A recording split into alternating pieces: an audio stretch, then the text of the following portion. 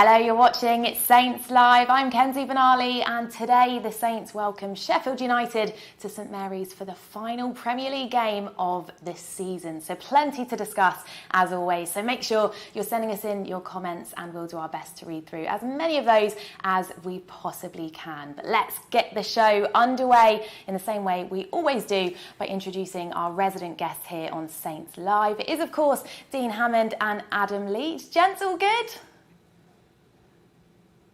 Very well, thank you, Kenzie. Very good, thank you. Can't quite believe this is the last one.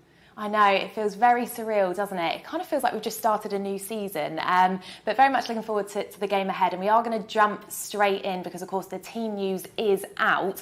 So for the final time this season, let's take a look at the Saints team in full. There is just one change from the side that took on Bournemouth last week. Che Adams starts in place of Shane Long. In goal, we have Alex McCarthy, a back four of Carl Walker-Peters, Yannick Vestergaard, Jack Stevens and Ryan Bertrand. Making up the midfield is Oriol Romeu, James Ward-Prowse, our captain, Stuart Armstrong and Nathan Redmond. And as previously mentioned, Che Adams comes back into the starting 11. And last but most certainly not least is Danny Ings. The substitutes then for the Saints: Angus Gunn, Jan Valery, Jake Vokins, Kevin Danso, Jan Bednarek, Will Smallbone, Dan and Lundaloo, Michael Obafemi and Shane Long. So let's come to you both then. No real surprises there, as I mentioned, just the one change. What do you make of Ralph's team selection there? Adam, we'll start with you.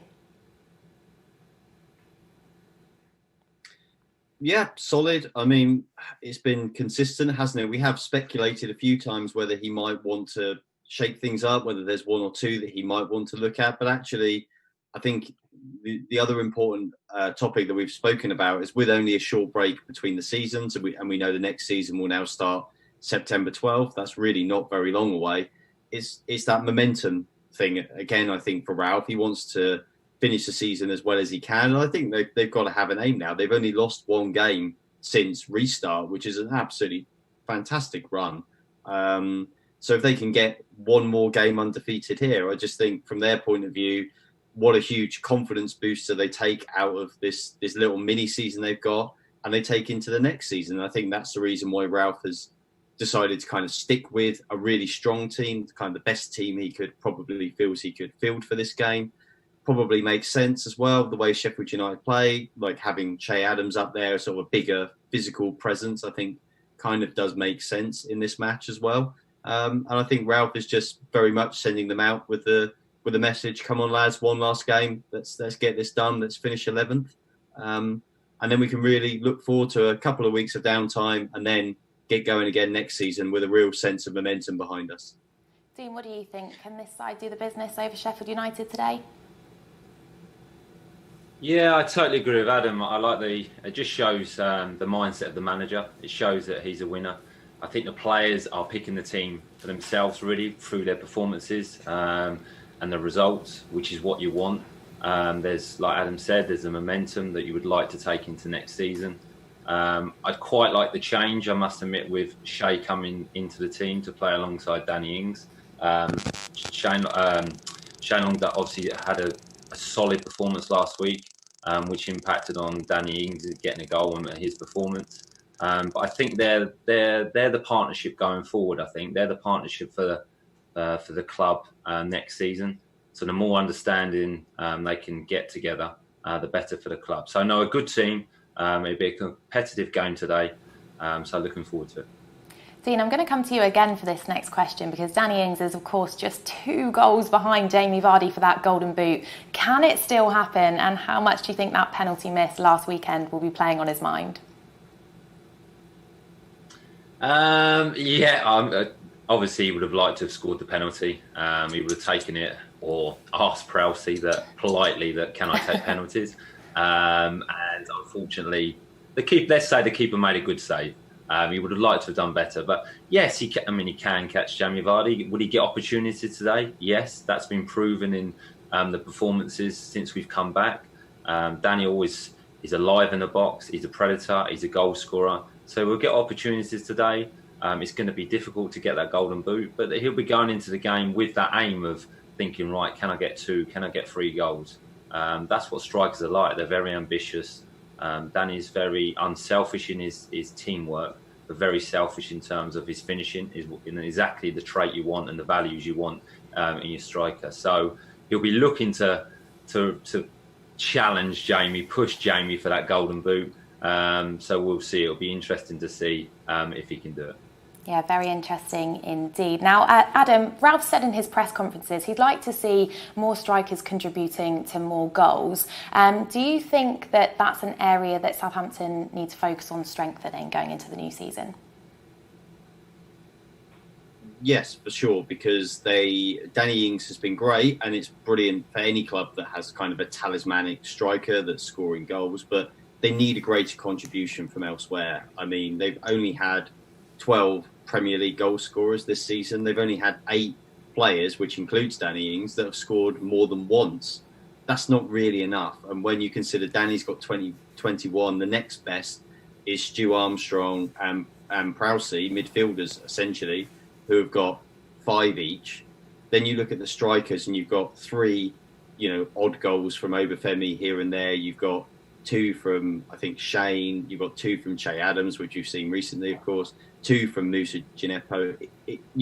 Combined, it's not enough of a contribution if your ambitions are to try and really achieve something tangible. If you want a top half finish, especially if you're thinking you want a real go at maybe sort of being one of those clubs competing around 8th place, you need to not just be reliant on one person for all of your goals.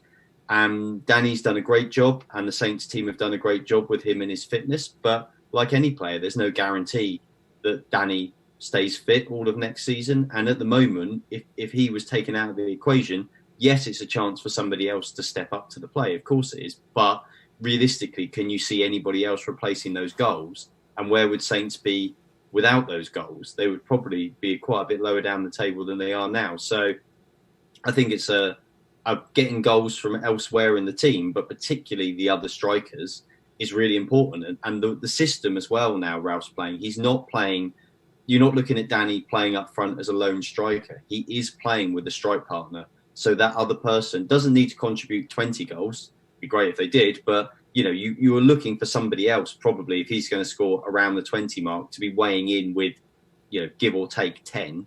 And then a few other contributions elsewhere. Having one player on 21 and then the next best on 5 is just a bit too lopsided. And I think you leave yourself open for some serious problems if you get over-reliant on one player. So I think as good as Danny's been, and it has been amazing, I can understand why Ralph is concerned about that. And certainly it's something that he needs to address in the summer, whether it's the way Saints play, whether it's instilling more confidence or trying to create more opportunities for the players that are playing, or whether it's having to go into the transfer market.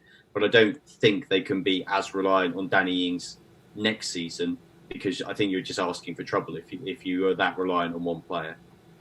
Well, Dean, from our attacking options to our midfield now then, if our captain, James Ward-Prowse, plays the full 90 minutes today, he would have played every Premier League minute this season, which is quite remarkable. How big an achievement is that for Prowse?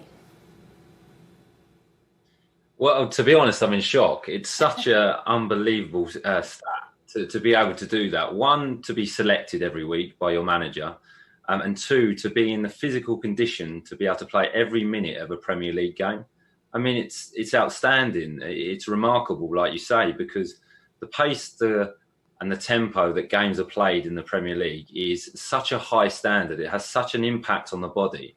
And to put to that as well, in terms of James Ward-Prowse's performances and the way he plays the game, and he's been excellent. He's been absolutely brilliant this year, and it's a demonstration, an example of why he should be club captain. This is one of the traits and one of the values of being able to be captain, to be able to play every game, to be physically ready to play every game, and to be able to perform at such a high standard that there's no question marks over his selection. So, a brilliant, brilliant achievement. Like I say, I'm in shock. When I read the stat, I couldn't believe it. I had to check it, if I'm honest.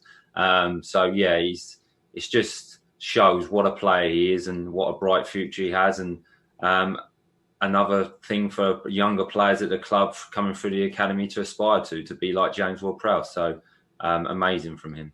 Yeah, he really is an incredible example to all the youngsters at the club indeed. Now let's take a look at what the fans are saying at home. Plenty of comments flooding in. Lots of you very much looking forward to the last game of the season. Seth on YouTube, thanks for getting in touch. He said, watching from the Isle of Wight. Chris, hello to you. Chris Pratt says, assume it's not the film star watching from Hedge End. Mark Pollard, also on YouTube. He said he's watching from Lancaster. Good afternoon. Thanks for your company. Phil Rogers on Facebook has said he's watching from Titchfield Common. Brendan SFC Hooper, he says, come on Danny, get a hat-trick and the golden boot. Yes, lots of comments saying similar actually. Rose French has also said, come on Danny, golden boot time. Rachel has said, come on you Reds, Danny for the golden boot today, watching from Poole. Stephen Conn, hello, he says, watching at home in Derby, come on you Saints. Another one here from Keith Turner on Facebook. He says, come on you Saints, Ings hat-trick and Adams too. Good luck guys. Keith predicting a goal fest there. And a final one for now then from Clinton on Facebook. He says he's watching from South Australia. Well, great to hear from you all. As I said, for the final time this season, make sure you continue to get those comments into us because we have got lots of incredible talking points today. And as always, we love to hear what you guys at home have to say. For now, though, we're going to talk about the season that's just been. Adam, we'll come to you first. How would you assess the season as a whole? Because it truly has been one of the most bizarre Premier League seasons in history. Yeah, another year aboard the Saints roller coaster. I think it's. I think Dean will know it's never very smooth at Saints. Well, in fact, actually, Dean, most of your time it was pretty smooth. It was just going upwards most of the time, but that's not what it's like the majority of years. And this year's been no exception. I mean, it has been a strange season, hasn't it? I mean, so lopsided, really. So, I mean, I think we all came into the season with a bit of optimism. I think most people were realistic. The quality of the squad.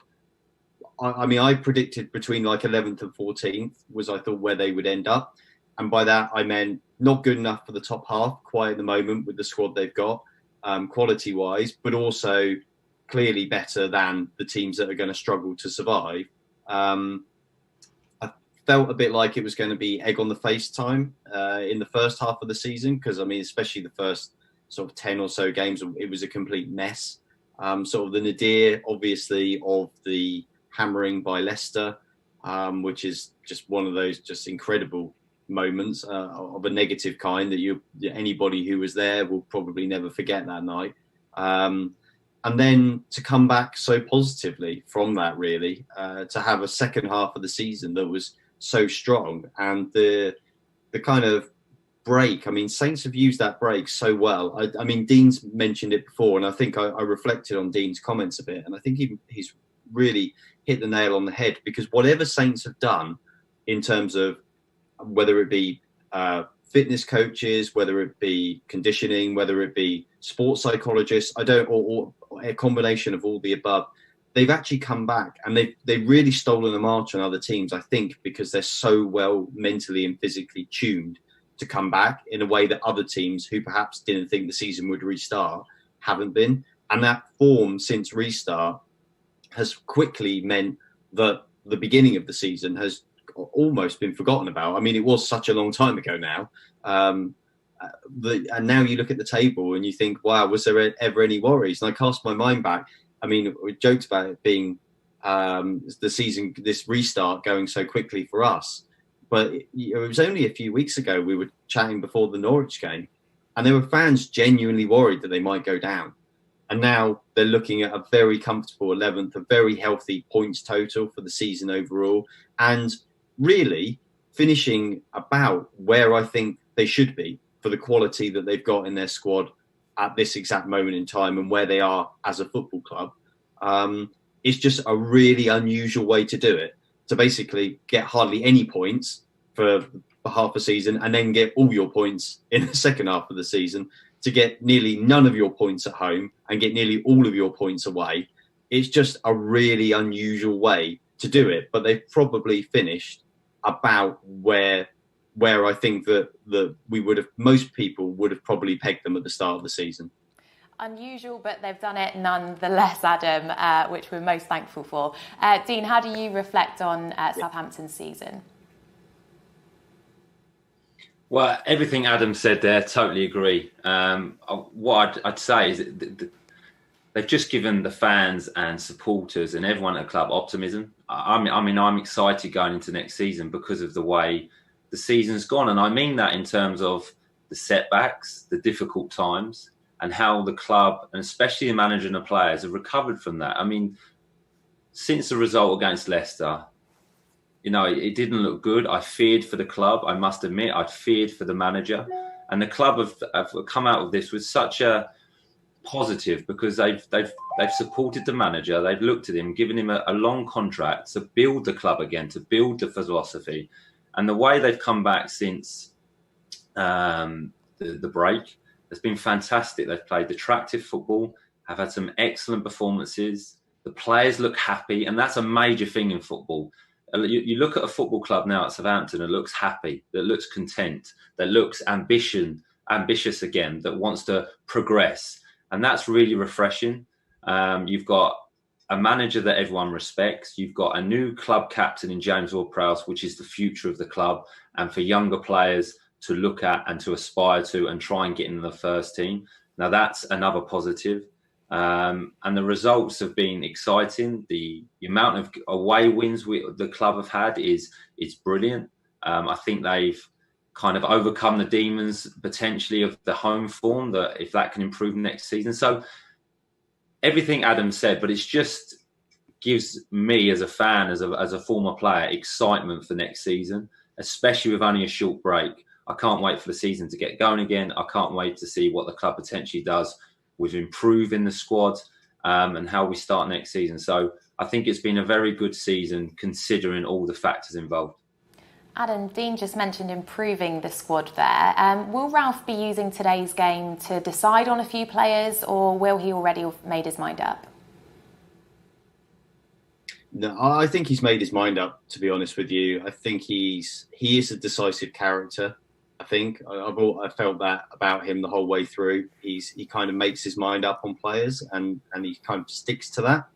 I think he's probably worked it out by now. I mean, you don't look at that squad, or the team, should I say, the first 11 that's out there today, and think there's any doubt in his mind that they would be part of his plans for next season. Obviously, you never know if somebody comes in with some ludicrous amount of money for somebody, but in terms of he's made his mind up, they're his guys for next season. And I think it's a case of, what does he think about some of the fringe players? What does he think about some of the youngsters, and whether they're ready to either step in or to at least be an understudy in some positions? And then where does he feel he will need to strengthen for next season?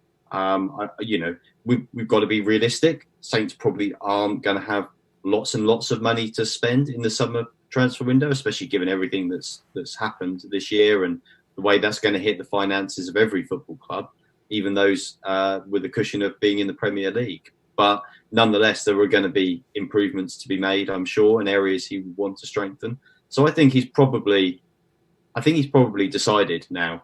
It'll be very interesting to see what those decisions are around some of the players that are on the fringes of the first team squad. And I guess we'll all find out in due course with his work over the summer and his selections early next season.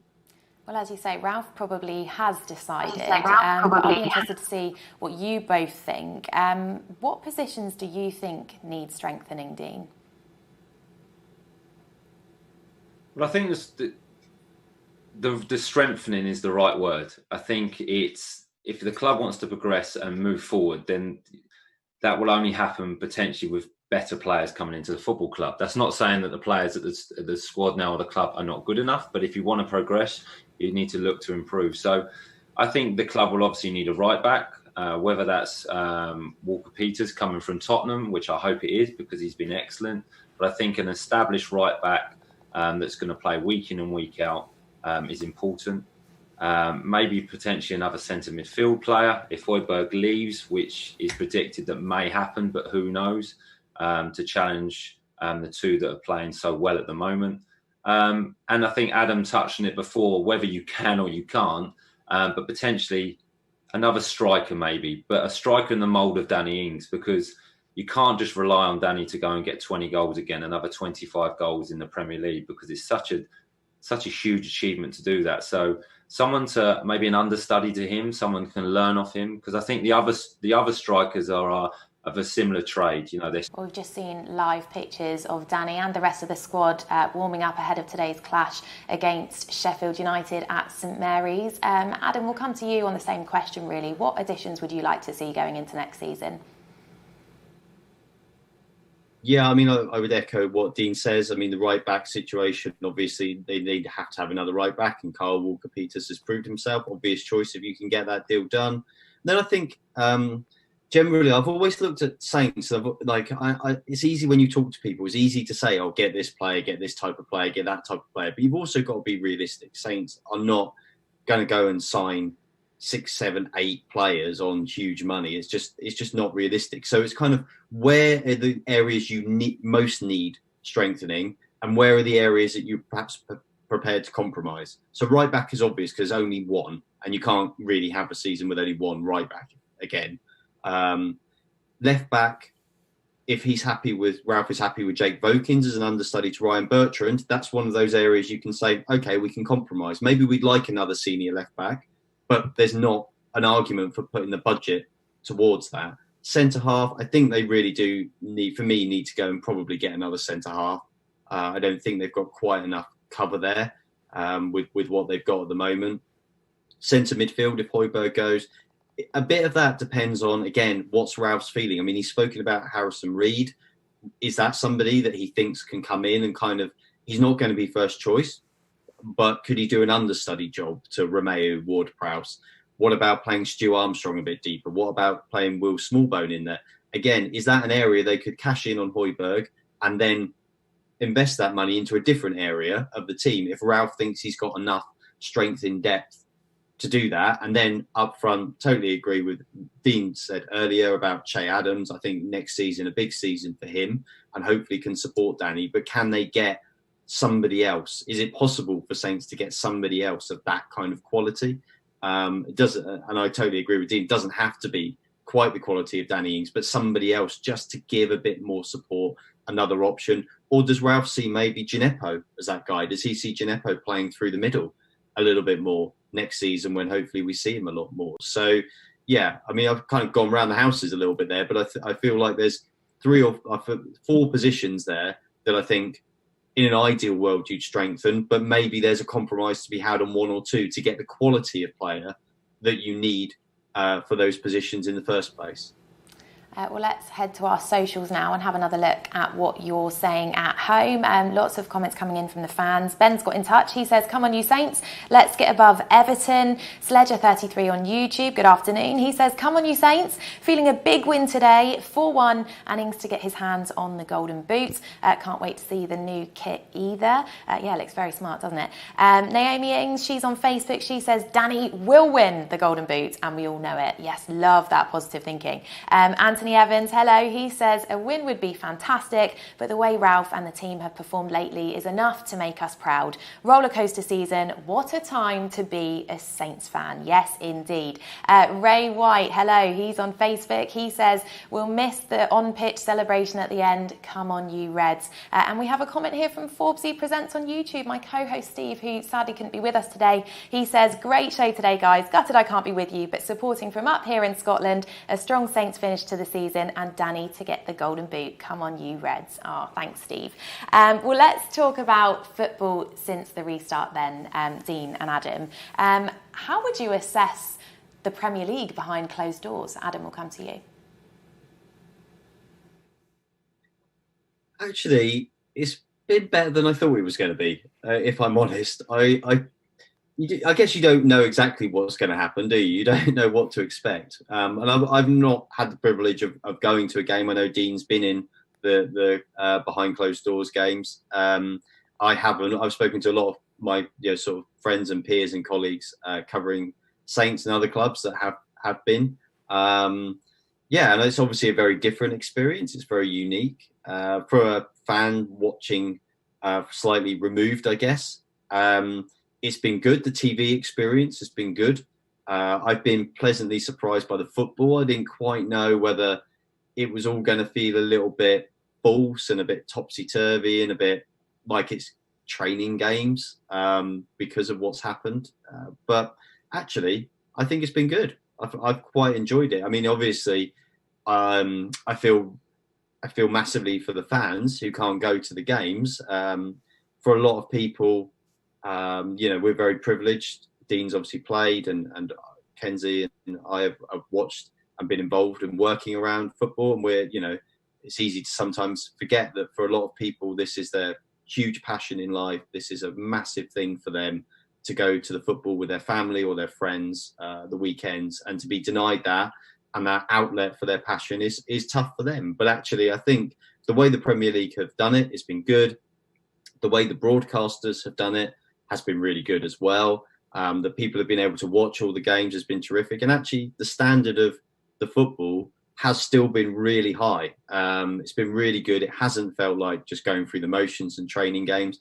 So overall, I think it's been good. And it honestly, hand on heart, 3 months ago, I thought this season would be voided. I could see no way this was going to be played. So to get through today and have actually finished this season and with the integrity of the league still intact, because it's been proper, it's been competitive, I think it's really, really positive. Yeah, very positive indeed.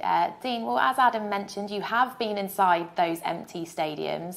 So what's your take on it? And also, I want to get your thoughts on the water breaks. Should they continue into next season? Well, it's very different, I must admit. I was a bit like Adam. I was a bit unsure what it was going to be like. I predicted that the tempo of the games would be slower. It wouldn't be as competitive. It would be more like practice games in training. But it hasn't been. It's actually been really exciting. The quality of performances has been excellent. I think the players have grown and grown into it. It's become quite normal for them now to play in this sort of atmosphere. And it's probably, if you speak to the players, it may have been quite nice for them. They may have enjoyed, they may have felt a little bit more relaxed. They could kind of play their normal game without the added pressure maybe from the supporters. The supporters play a huge part in terms of motivation and energy for players, and they're missed within the game, obviously. But I think it's been good. I think the quality has been excellent. And in terms of the water breaks, that was brought in, obviously, for health risks and conditioning risks for the players that they needed a break. I think now the managers and the coaches love it. They can get the players over all together for, after 15 minutes, talk to the players, analyse what's been happening, get them in a group, discuss what's happening so every player can hear. Because I can assure you, when the game's going on normal and managers trying to get instructions on, no player hears them. They just nod their head and say, yeah, okay. But you don't really know what's going on. You can't really hear what they're saying. So I think the water breaks, will they continue? I'm not sure. I think the managers would like it, and I think it has a benefit because they can actually change. They can change the tactics and they can adapt during the game. But I think the return, there are a lot of credit needs to go to the players, needs to go to the Premier League, because I think it's been excellent. Yeah, great opportunity for some additional coaching, as you say, Dean. Adam, what do you make of those water breaks? And also, what do you make of the 5 substitutes?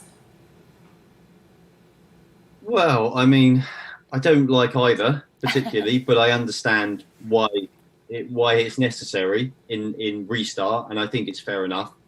I think it is fair enough to have done it, and once you've started it, even though after a few weeks it became pretty obvious that actually you probably didn't need them anymore, you had to see it through, and that's fine. I don't have any issue with that. I think for next season, though, for me, I would like to see them both go. The water breaks break the game up too much. They bring the managers too much into play and the tactics, and that's not the spirit of why they were there.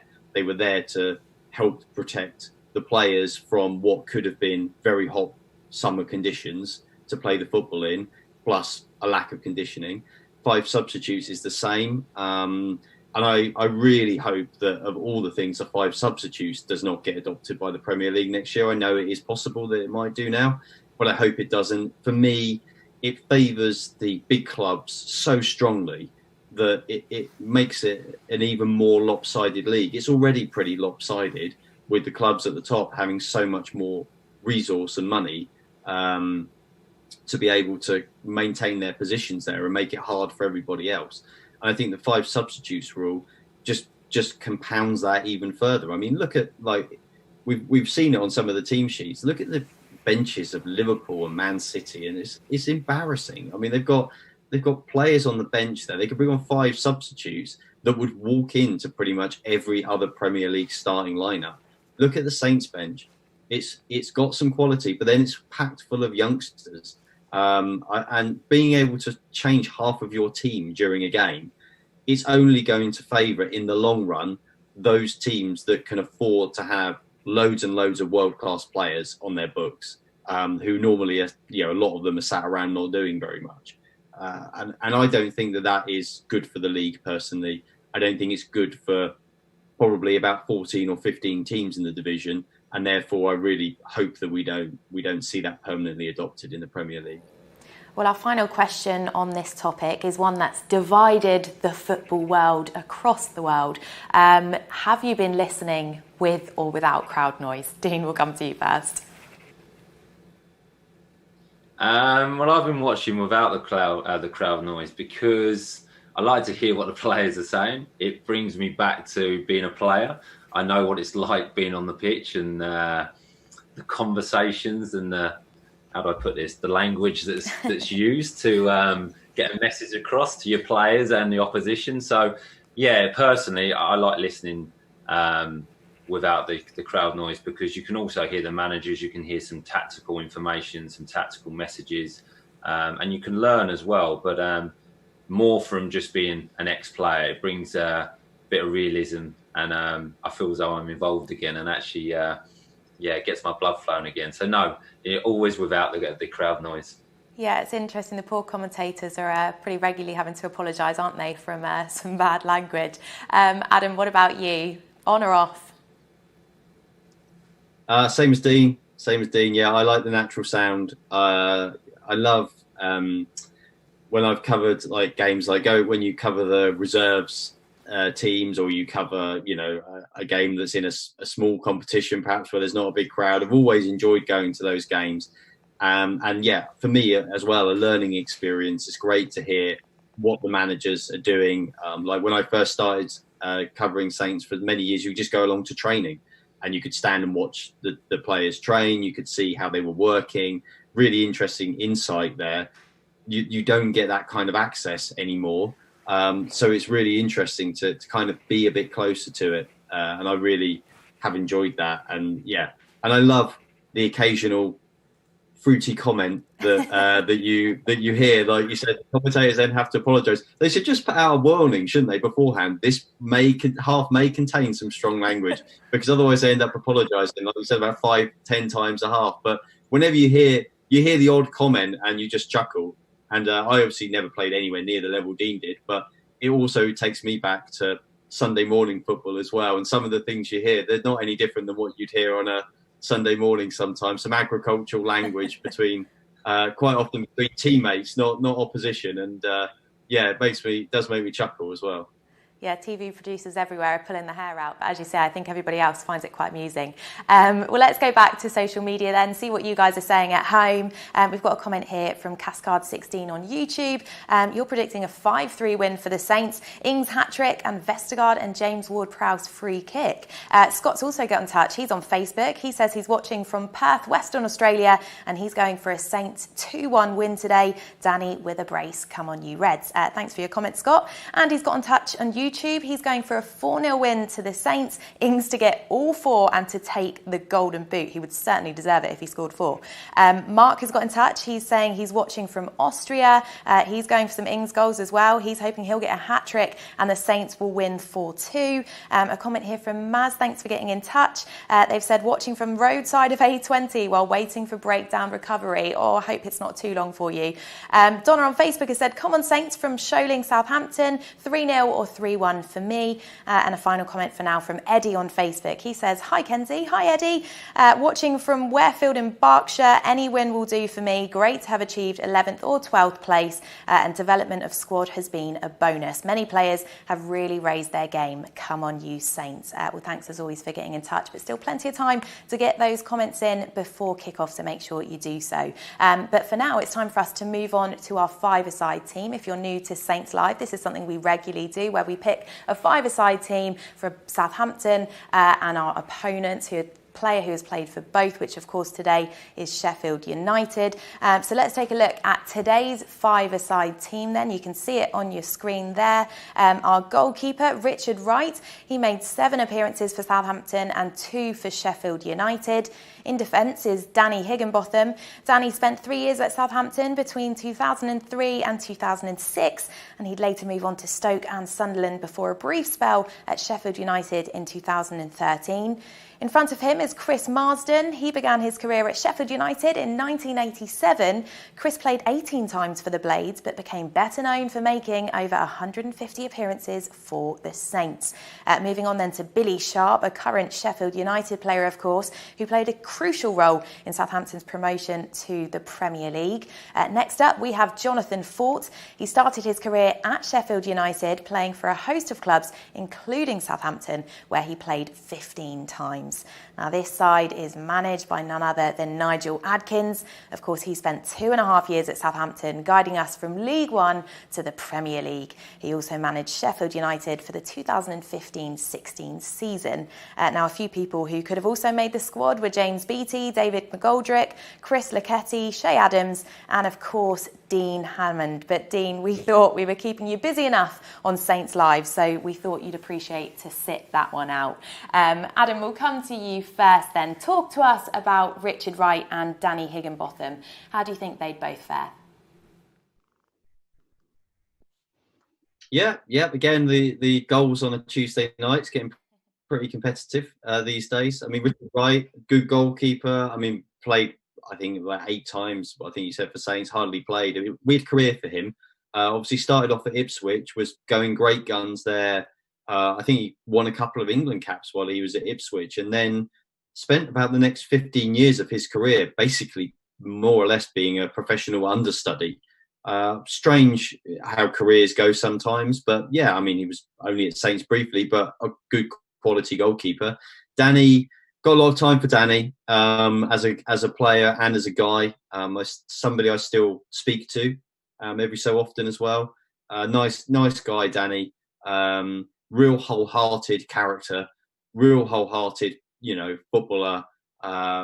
Was part of came in January of the FA Cup final season, was part of that run, though he didn't play in the final. And get one of those guys, he gives you everything he's got. You can guarantee that with Danny. You'll get every last drop of effort out of him. And yeah, I like Danny. And not afraid to put his foot in where it hurts every so often, or his head either. Brave lad. So he'd be you definitely would want him in your defence, probably rather than playing against him. You wouldn't want to be a quick winger running at him, that's for sure. What about Chris Marsden then, Adam? Because he, of course, was a bit of a cult hero. What do you remember of him?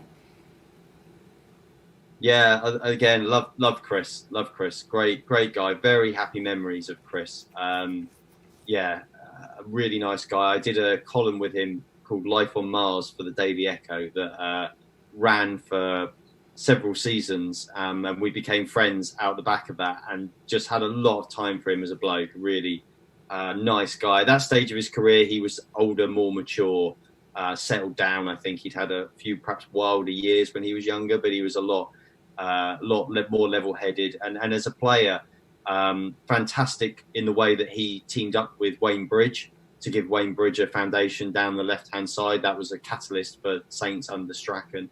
Kind of moved into a more central role and did really well there. Scored the famous Marsdinho solo goal against Ipswich at Portman Road, which was one that was sticking the memory.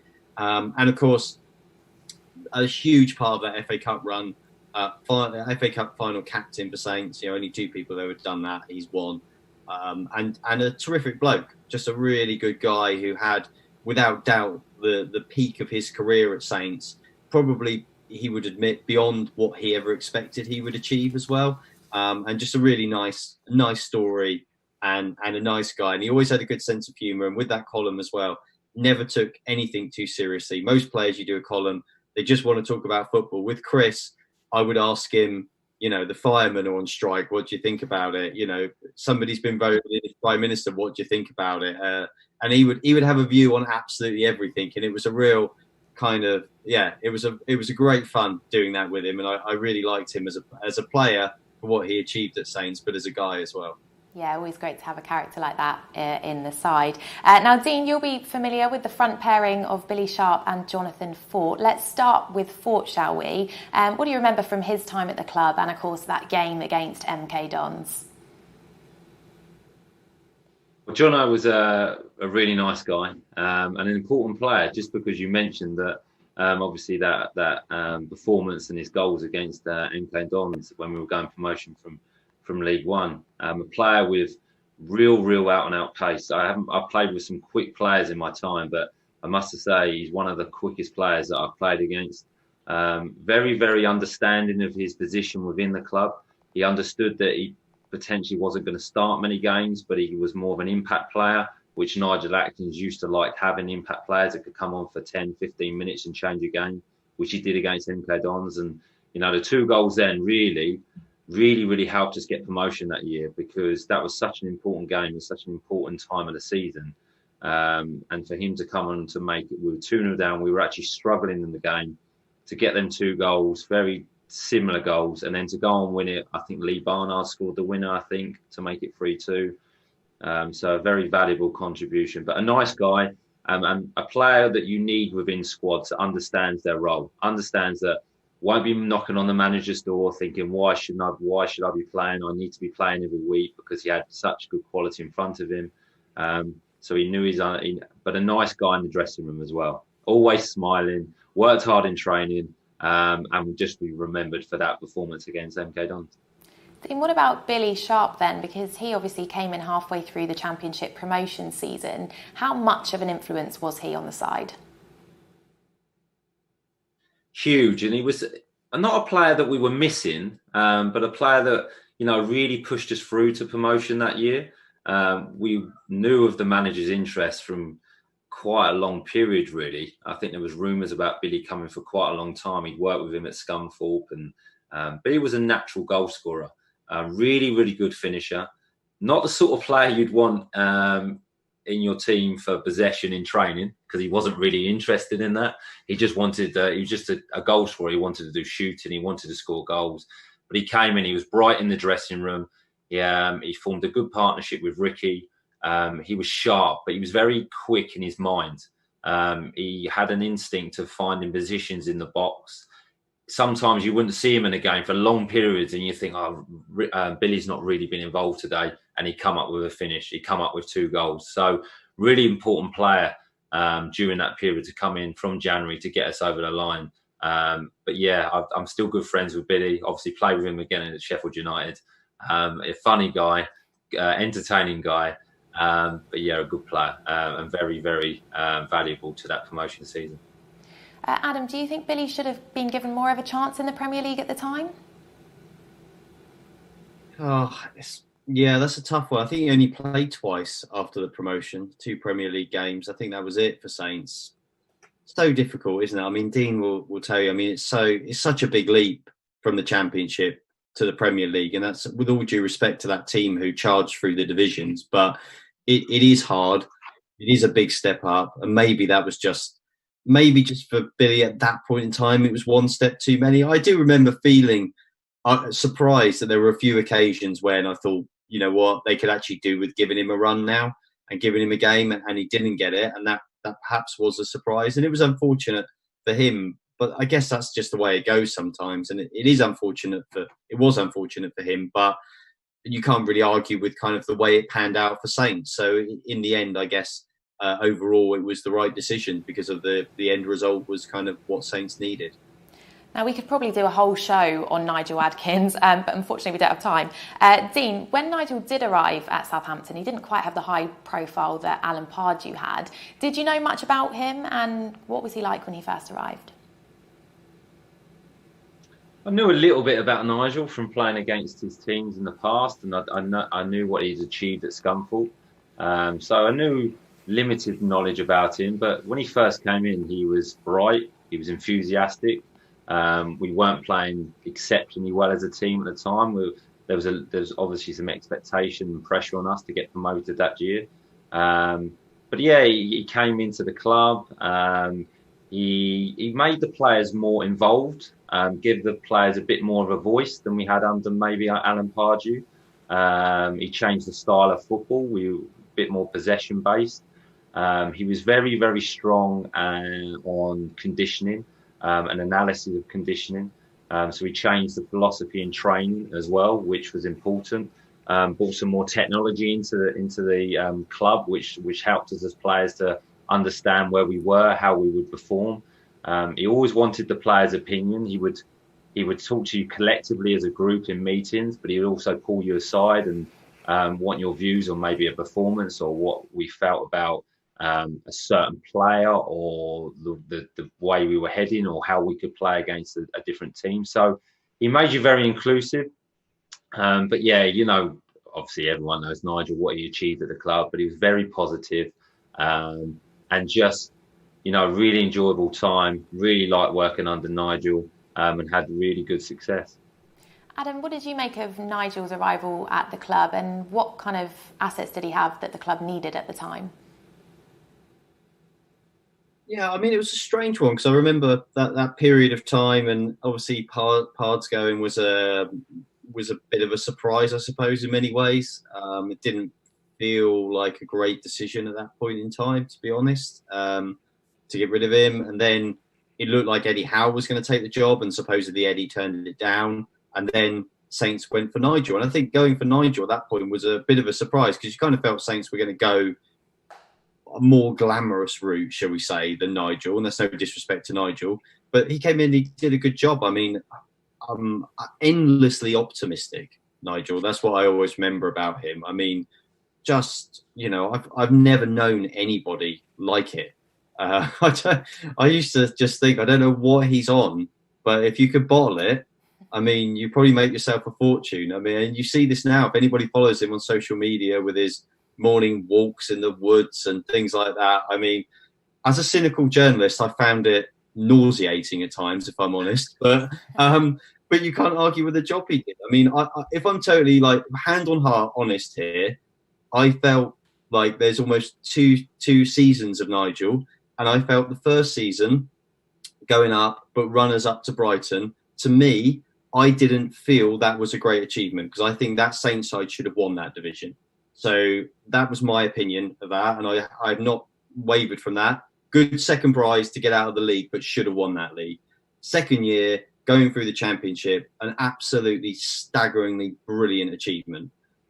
Really fantastic achievement to go straight through like that, to be so strong with virtually the same squad as well. I mean, hats off to the players and the team and Nigel and his staff.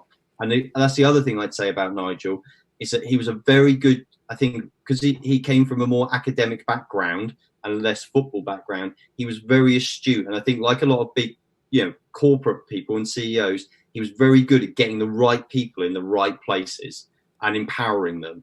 And I think it wasn't all about him like it is with some managers. It was about his staff. It was about the characters that he had in the dressing room. I think he was very, very good and very astute at putting the right people in the right positions and then allowing them to run with it, which perhaps is what Dean's saying about giving the players a bit more of a voice. And I think by doing that, he created this unity that forged this momentum that fired Saints into the Premier League. And ultimately, you can't argue. I mean, they got to the Premier League in double quick time. So, yeah, I mean, he did a great job. Well, we are going to have to rattle through this last part of the show because kickoff is under 10 minutes away. We've just seen live pictures of the teams beginning to line up in the tunnel. Just enough time to quickly look at what you're saying on socials. Steve says, I was there for the 9-0 thrashing, stayed till the end, but wow, what a turnaround. Makes me proud to be a Saint. Rachel, thanks for your comment. She says, Rachel here watching from British Columbia, Canada. Come on, Saints, finished with a blast. David on YouTube, hi. He says, I'm glad we kept Ralph after Leicester. I think he's building something exciting. I'm looking forward to next season with optimism. And a final one here from Jeff Thomas on YouTube. He says, top 6 if possible if we sign and keep the right players. Thanks for all your comments. We're going to come back to Dean and Adam now. Let's look ahead to today's game then, the final game of the season. How do you see today going, Dean? I think it will be one of the toughest tests since the return of football. Sheffield United are an excellent team. They're playing a certain manner and a certain shape and a certain pattern that is very different to how anyone else plays. They're very attack-minded. They have 3 centre-halves that end up, 2 of them at some point end up in the box. It's difficult to play against. So they're going to be a real test today for Southampton. But I think just with the momentum, the performances, the belief within the group at Southampton, the results that they've had, especially with the performances as well, I think Southampton will come out on top today. There'll be goals, there'll be chances. So I think it'll be a good end to the season with a win for Southampton. So I'm going to go for 2-1 to Southampton today. But it'll be an excellent game. It'll be an entertaining game and a good way to finish the season. Adam, as Dean said, Sheffield United, tough opponents. What do you think ahead of the game, and what's your score prediction? Yeah, I agree completely with Dean. I think this could be a really competitive game. People might say, what have Saints got to play for? What's the difference between 11th, 12th, whatever. But we've discussed already, the players are hungry at Saints. I think they will be at Sheffield United as well. They've had a brilliant season. They'll want to finish it as strongly as possible as well, I think. They're 2 competitive teams as well. Like, the style of play is quite competitive, the nature of the performances. So I think this could be actually a really good game. I know a lot of neutrals will probably just shrug their shoulders at this one, but actually I'm quite looking forward to seeing this. I think it'll be a good one. I was actually going to go for 2-1 as well. So to keep things interesting, I will go for 3-1. Adam, I need to come to you first, don't I, really? Because you always have to change your prediction. Gents, thank you very much for your expertise, as always. But now focus does turn to 4 o'clock, which is just moments away, when all 20 teams will play their last Premier League game of the season. Our eyes, though, will, of course, be firmly fixed on the action at St Mary's. And you can join us after the final whistle when we'll be doing this all again. See you then on Saints Live.